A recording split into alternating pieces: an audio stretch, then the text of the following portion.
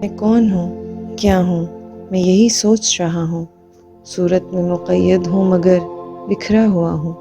یہ بات میری سوچ سے باہر ہے ابھی تک۔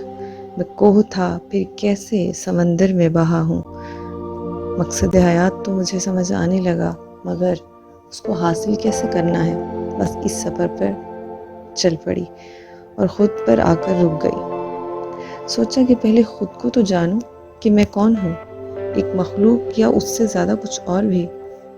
اپنی جیسی مخلوق کی طرف نظر دوڑائی کہ کوئی جواب مل جائے شاید، مگر ایسا کوئی نظر نہ آیا، بلکہ ایسا محسوس ہونے لگا کہ سب نے اپنی آنکھوں پر کوئی پٹی باندھی ہوئی ہے۔ اس دنیا کی پسند کا چشمہ آنکھوں پر لگا رکھا ہے، سب نے اسی دنیا کو آئینہ بنا رکھا ہے۔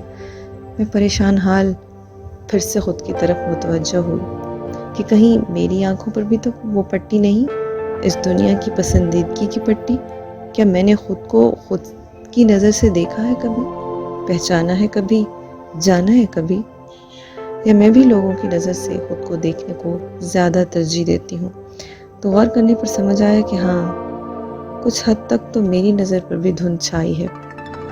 مقصد حیات کی پہلی سیڑھی اس دھند کو ہٹانا تھا، راستہ واضح کرنا تھا، خود کو اپنی نظر سے دیکھنا تھا۔ اور جس طرح کسی مشین کو جاننے کے لیے، اس کو سمجھنے کے لیے اس کا مینول دیکھنا پڑتا ہے، وہ کسی اور زبان میں ہو تو اس کو ٹرانسلیٹ بھی کرنا پڑتا ہے، ورنہ کچھ بھی اس مینول سے ہٹ کر کیا تو مشین کے خراب ہونے کا پورا اندیشہ ہے۔ میں نے بھی فیصلہ کیا کہ اپنا مینول خود دیکھوں، جائزہ لوں، اور ظاہر ہے میرے خالق نے میرا مینول میرے آنے سے پہلے ترتیب دے دیا تھا، اور وہ مینول آج بھی میرے گھر میں موجود ہے، خوبصورت لحافوں میں لپٹا ہوا، میرے گھر کے ایک اونچے مقام پر رکھا ہوا ہے۔ اس کو تب کھولا جاتا ہے جب ثواب کم ہوتے نظر آئیں اور نیکیوں کی گنتی پوری کرنی ہو، یا پھر جب کوئی ذاتی مشکلات کا سامنا ہو۔ لیکن مجھے میرا مقصد حیات سمجھ کر دوسروں کو آخرت میں پیش آنے والی مشکلات سے بچانا ہے۔ تو اب سوچئے، کیا امت مسلمہ پر مشکل وقت نہیں؟ اٹھایا قرآن، اور اس بار اپنے آپ کو جاننے کے لیے، اپنے مینول کو سمجھنے کی نیت سے قرآن اٹھایا اور پہلی وحی کی آیات کو پڑھا۔ اقرا بسم ربک الذی خلق، پڑھ اپنے رب کے نام سے جس نے پیدا کیا۔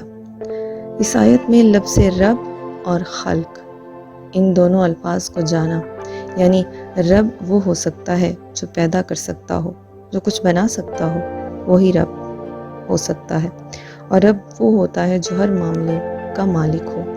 میرے رب نے مجھے پیدا کیا، وہی میرے ہر معاملے کا مالک ہے۔ جان لیا کہ مجھ پر تو میرے مالک ہی کی چلنی چاہیے، تبھی میں بطور انسان اپنا مقصد حاصل کر پاؤں گی۔ اور پھر میں نے اس بات کو بھی سمجھا کہ میں انسان ہی نہیں اگر میں اپنے جیسے اور انسانوں کو ان کے رب کے احکام پہنچا کر ان کو ان کے مقصد نہ سمجھا پاؤں۔ میں جو خود کو پہچان ہی نہیں پایا، اس لیے میں تجھے جان ہی نہیں پایا۔ جو جواز مل نہ سکا مجھ کو اپنے ہونے کا، سو اپنے آپ کو انسان ہی نہیں پایا۔